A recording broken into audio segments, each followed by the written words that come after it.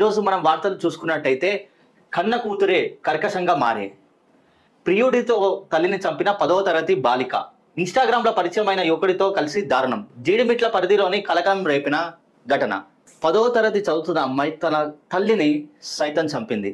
ఇది చూసారా? ఇన్స్టాగ్రామ్ లో పరిచయమైన శివ అనే 16 ఏళ్ల అబ్బాయితో ప్రేమలో పడి 10వ తరగతి అమ్మాయి తల్లిని హత్య చేసింది.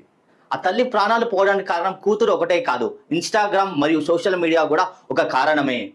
అంటే దీనివల్ల మనకేం అర్థమవుతుందంటే ఇన్స్టాగ్రామ్ లో కొత్త వాళ్ళు పరిచయం కావడంతో ప్రాణాలకు రక్షణ లేకుండా పోతుంది. ఇంకా చాలా మంది నేను చూశాను ఇన్స్టాగ్రామ్ లో పరిచయమైన వ్యక్తులను అన్న అని, చెల్లి అని, అక్క అని మాట్లాడుతూ అలా పరిచయాలు పెంచుకుంటూ ఒకరి గురించి ఒకరు మాట్లాడుతుంటూ వాళ్ళ జీవితాలని కూడా నాశనం చేసుకుంటున్నారు.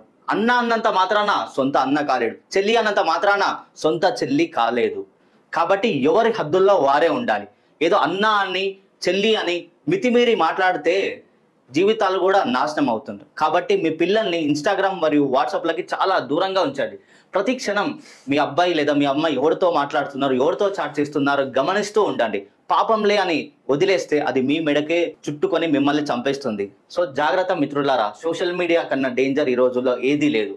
చాలా జాగ్రత్తగా ఉండండి. మీ పిల్లల్ని చాలా దూరంగా ఉంచండి.